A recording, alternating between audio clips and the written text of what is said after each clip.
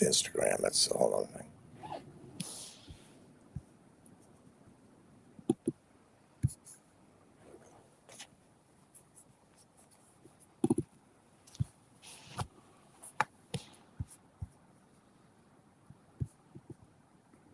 Okay.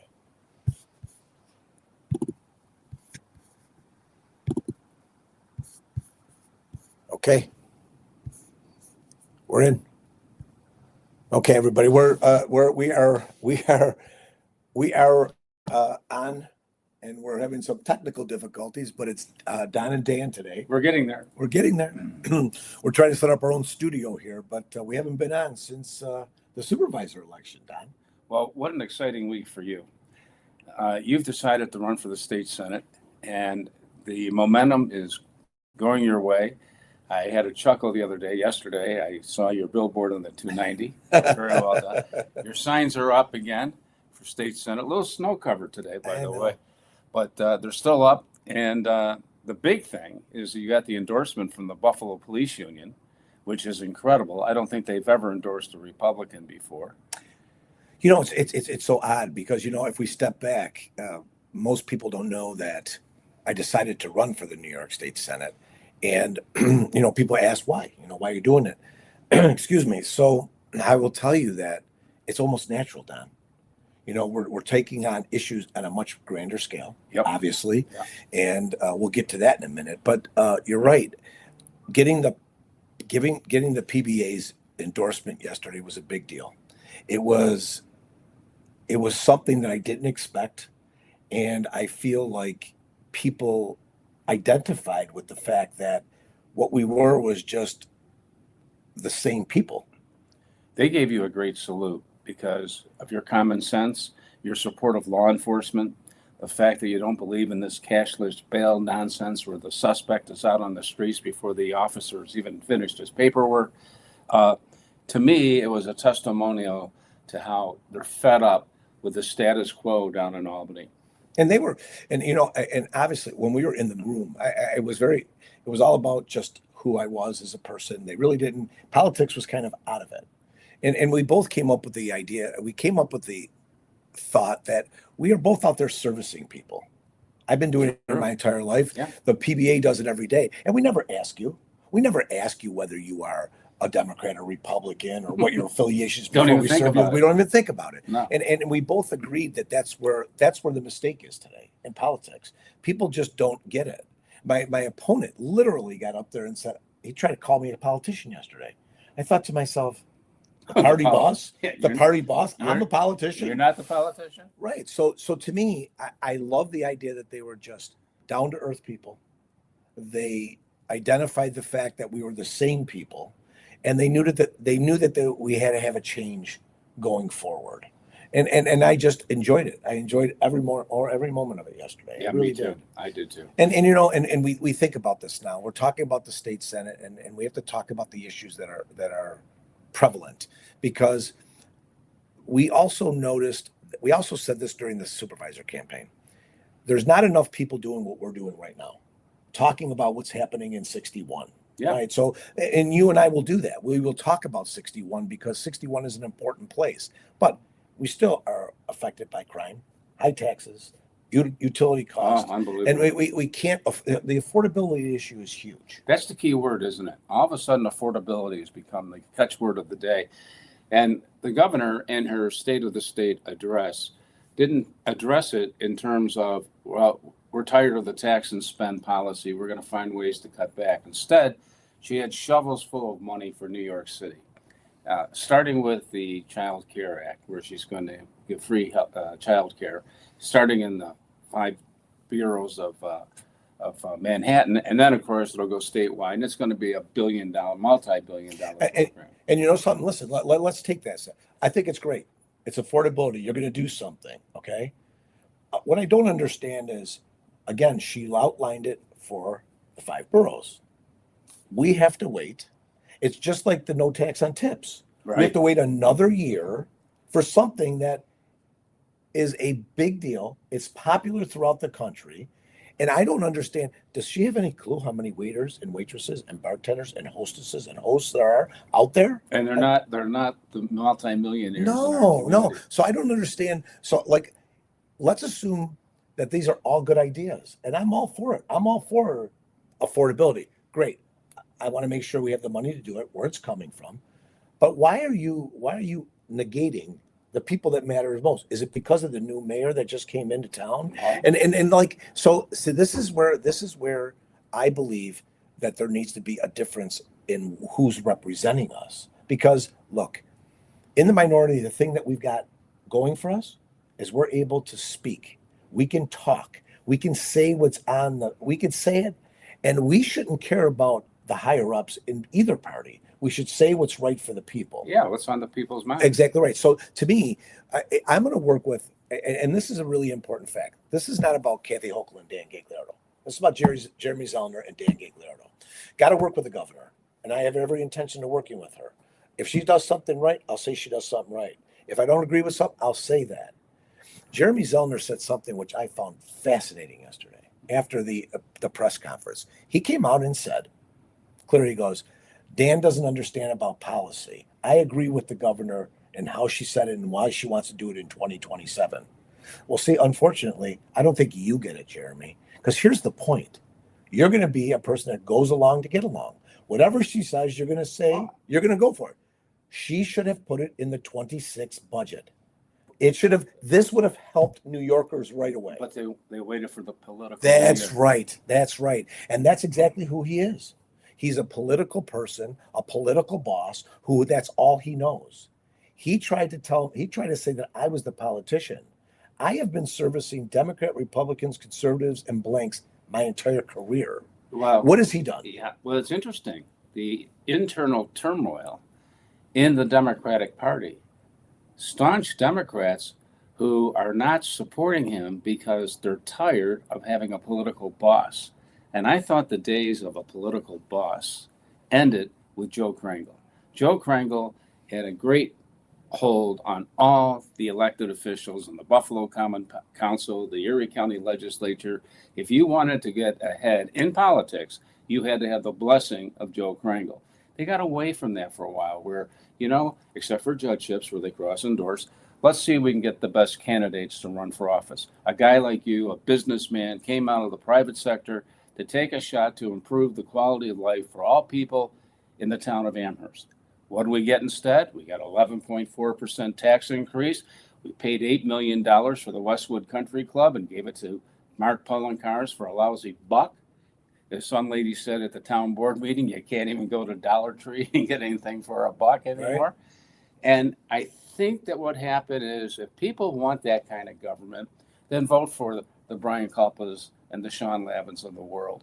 But if you want smart government for the people, by the people, quality government, and not slapping in the face of the taxpayer year in and year out, I can't imagine how much of a tax increase we're going to get next year because they kept it low for the political season this year. And that's the issue. You're talking about things, being able to control the taxes, that's why levies that's why they're in place. So we don't go over these. And I think what's important here is that we need to understand something. My entire career has been about this servicing all parties, right? My opponent, it's clear. He has serviced one party his entire career. His job is to get Democrats elected at no matter what cost. Winning is everything. So in my mind, okay, we have created a divisive state, country, because it's one side or the other. Right. He tries to paint me as being the red guy, the MAGA guy. I'm welcoming that conversation because I don't think he could define MAGA. No one has ever asked me a question about what I think. I will tell him exactly what I think. Ask me the questions. You got something to say?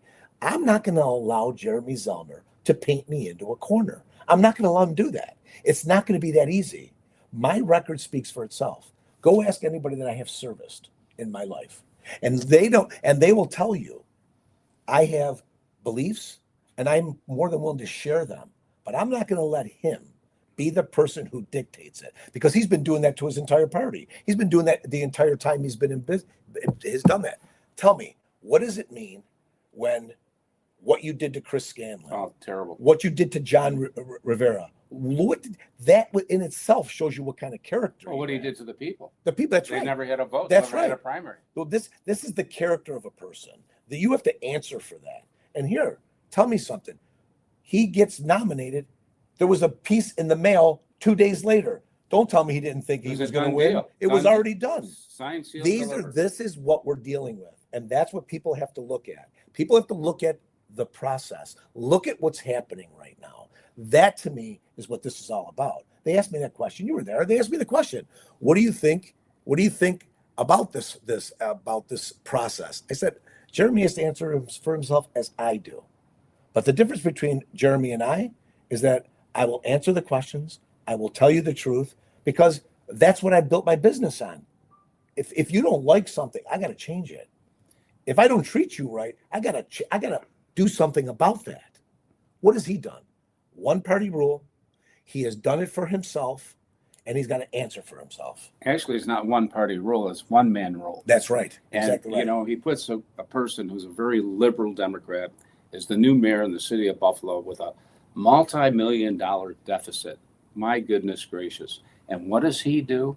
He picks not one, not two, not three, but four deputy mayors, all at a six-figure salary at a time when the city of Buffalo is so deep in the red, and he's adding on more costs, more costs. This is because he wants to be insulated. He doesn't want to be a hands-on mayor. You know, look what the police say. Oh, Sean Ryan never even showed up to talk to us. And I think and I want to make sure I clarify something too. As this state senator, it's my job to work with all of them. Right. Work with Sean Ryan, Sean Lavin, Eminger, All of them. Grand Island, every one of them. And I will do that because you want to know something? If there's something I could do to make it better for them, I will do it. The point is that you got to be willing to do that. You have to be willing to work with these people and understand what the problems are. You need to assist them. You need to help them. Look, I just found out, and I think this is great. Somebody told me that Sean Lavin is taking some of the things that I put out in my platform. I think that's great. Good. I think it's wonderful. Guess what? It's yours. Use it. If you want help, ask me. That's the point. Why are we not doing more of that? And I just, you know, and just to finish that subject, Jeremy Zellner is a person who has no experience with what he wants to do, where he's going. Oh, he's going to have a bridle in his mouth. That's right. He's going to be led around by Kathy Hochul and her team down in Albany. He'll vote the party line on everything. People that I know, and small businessmen like yourself, tell me that New York State is one of the most difficult states in which to do business. Do you find that to be true? It's, you know, it is. The regulations are tough. Taxes are tough. What we pay in unemployment, all of that is really hard. And it's not getting any easier because basically what's happening is we have to pay for everything. So we talk about electrification. Okay. Through the roof. Okay. Well, okay. Let's talk about that for a second. You want to go to a completely electric state. Our grid is not right. It's 20 years bad. You want to go nuclear? 10 Great. years. Yeah, 10 years to do nuclear. I get it. Let's put a plan in place. So we're going to get to a place where we can do both. I will tell you, I love my gas stove. You really mean to tell me that there's nobody else except the farthest left places doing this? That's what my understanding is. This is not speaking for the people and the cost. What is it costing the builders to build now? What is it going to cost the homeowners to do all this stuff? These are things I don't understand. And I will bet that if you put this to the people to vote, they wouldn't do it. Well, my youngest son just bought a new house, and the builder said, we got to get you in before December 31st because we want to give you a gas stove. I said, that's an issue. And then, of course, they put the moratorium on it because they realized we passed something that's not popular with the people. Right. And it's going to be more expensive. But see, you just said something that makes this the current political atmosphere. They're doing things to see how far they can go, and then when they find that they can't go that far, they pull back. How about if we do this opposite? Why don't we find out? Why don't we go out and ask the people and say, hey, listen, we're thinking about doing this. What do you think? What are the rights and the wrongs here? What Is this- would be the consequences? Exactly right. Yeah. Exactly right. See, that's where we have come to. And that's why we have this divisiveness that's going on right now, because you either have to feel this way or that way. Well, guess what? I don't feel this way or that way. I feel in the middle. I don't know if I agree with it.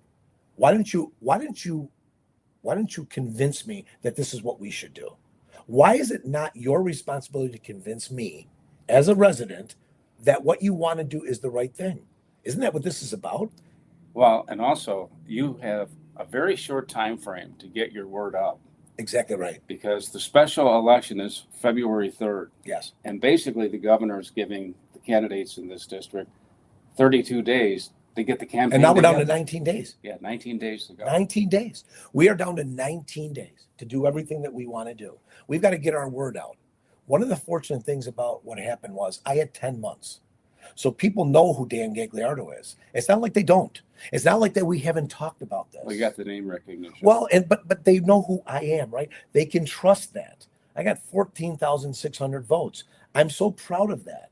I'm proud of that. And now we get to add Tonawanda, City of Tonawanda, Grand Island, Buffalo. And with the PBA, now we're getting some momentum. Things are moving along. I am in a place right now where I truly believe that the supervisor race was a prelude to this, because I really feel that where we're going to right now has to be about somebody who's going to talk for everybody. And my record stands for that. Jeremy's does not. And New York City might be leaning to the so-called socialist Democrats, Right, but Western New York is not. right. And That's a we- real good point. That's a good point. We can look at what's out there. Labeling somebody is the wrong thing to do. Jeremy's trying to label me as being MAGA. That means that he would be Mandami. He would be a socialist, right? There you go. So, and I'm not willing to say that. I don't believe he's a socialist. But the point is that that's the rhetoric that is out there that's so wrong and such a problem that he doesn't even realize that his own words are going to make him lose this election.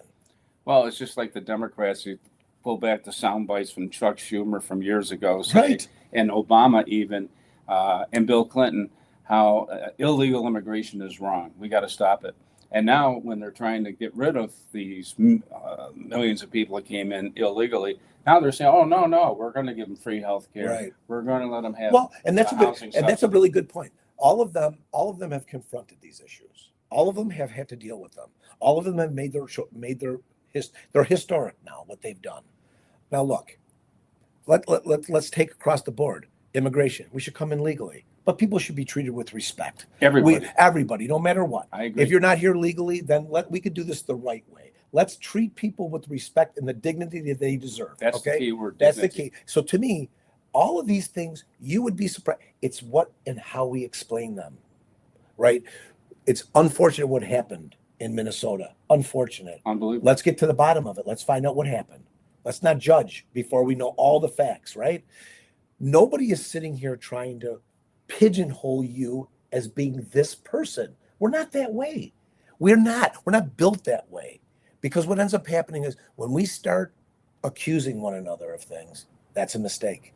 It's wrong. It's wrong. The other issue of Minnesota is this apparent alleged misuse of federal funds that went to the Somalia community. And State Senator Rob Ort is calling for an audit now of those programs here in New York State. And there is a fear, and it's not proven, but there is a belief that there's been abuse of some of these programs in New York State as well. Well, let's talk about that. I think it's every program should be audited. I agree. Everything should have an audit attached to it. You get money, you should be audited. We are from business-wise, we are audited when we submit our taxes. Yeah. They can come back and ask us questions. So everything should be audited. But that's the point. Let's find out what's wrong with the system. Let's correct it and let's go on. No, what we've come to now is we're accusing you. You did this. This is going on. And now it's so big. It's so massive. I'm glad that Senator Ort's doing that. He's right. We should go in there and we should do that in the state of New York. See where our money's going. And hopefully it's going to the right spot. There you And we go. don't and we can just pass this by and move on to the next subject. I agree. That is where we need to be. We need to be reasonable, common sense people speaking with each other and not being afraid to say when we've done something wrong or if we need to change something, regardless of the party affiliation. I am so excited because I am able to be this person now, and I'm just being myself now. This is who I've been my entire life. There's no changing. I don't have to pander to anybody. This is who I am. You get what you see is what you get. And that, I think, is what all of our politicians should do, no matter what. And I would encourage the people to check out the candidates. I've said this before. Check our backgrounds out. See what we've done. See what you see. See what is out there. I didn't have a No Kings rally. Jeremy Zellner did. What's that tell you? That's right. What does that tell you? He had a No Kings rally. He's got an $800,000 PAC out there against him from a Democrat. He's going to have a primary should he be successful, or even if he's not successful. What does that tell you about your own party? What does that tell you? So he needs to answer for that. That's his job, and that should happen. But well, you know, I covered a lot of political campaigns in my career. Jimmy Griffin was the same day in and day out. You always knew where he stood. Same with Tony Masiello. These guys didn't change or put on a different sport coat, become a different person. What they did, they governed with what they thought was common sense. What's in the best interest of the community? And all these guys had great respect for law enforcement. The police had complete support from these people. Yeah. There might have been a debate on the union contract about certain rights and how you're going to run the police department. But the police and the firefighters knew they had the support of City Hall. Okay? Same thing should be in the state government. Let the state police know and our local law enforcement that we support you in what you're doing 100%. to keep our community safe. 100%. Listen, as a kid, I wanted to be a cop.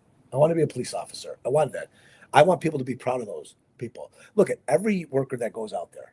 The town clerk, the town people, the utility workers, the highway people, the police, the fire. They don't ask you who you are before they service you. That's right. My street got plowed today. That's what I'm saying. They don't ask you. They don't do that. Why? Because their job is not to ask. Their job is to service you. What is wrong with that?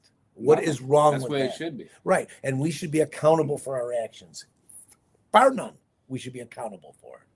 But this is our first podcast. We're not going to end yet because you also got a nice endorsement. Concerned citizens of Amherst. Amherst Concerned Citizens, yes. And they never endorsed in the past. You know, what a great organization. Yep. What a great Did a organization. great job. And they were absolutely instrumental in the supervisor's race. They were very good about getting the word out there of things that people didn't know. I have such great respect for them, and I am honored to get that. That'll be coming out that next in the next press release that'll be going out. But you're right, Don, and they're good people, and they're out there for free, trying to keep people honest. Perfect. What more can you ask for? That's right. We also have to remind people to get off their best intentions and go to the poll on February 3rd. January 24th is early voting. Forgot about that. Okay. And if you can't make it, call up for an absentee ballot. This is a big deal. If you feel you're a little worried about it, please call up. Please ask for an absentee ballot. Have them send it to you so you can get out there and do your duty. Do your civic duty, please. I want as many people to vote as possible. We need to make this about what you want, and we need as many people as we can. Well said. Thank you. Have a great one. Don and I will be back more often than you think. See you soon. Thanks.